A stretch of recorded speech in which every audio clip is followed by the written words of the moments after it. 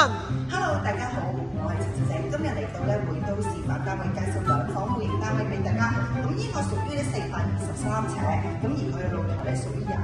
好，跟住劈入嚟睇睇，入到門口呢個位置咧，做咗一個行式開放式廚房，廚房設備齊全嘅，有雪櫃啦、洗衣機、焗爐。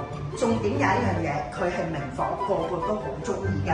好，咁嘅講完呢個開放式廚房啦，入到門口咧，呢個客房廳位置，咁一般人咧個 sofa 就擺呢一度嘅，電視櫃就係呢個位置㗎啦。咁仲有空間走動添，咁呢度咧前面放翻個餐桌。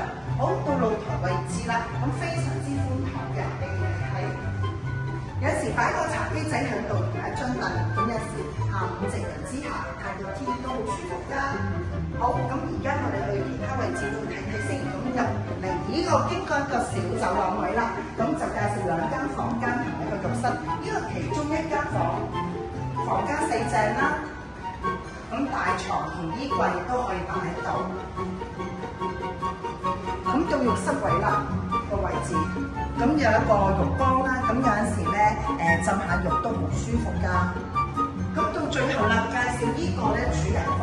主人房咧做咗一個 L 窗位置啦，咁視野景觀咧一定好充裕㗎啦，同埋非常之好，即係有陽光入屋啦。咁呢度一般咧都係經常放翻張大床啦，咁同埋衣櫃啊、梳妝台都已經齊晒啦。好，咁如果想睇呢個單位嘅話，記得聯絡我係陳小姐，下條片見，拜拜。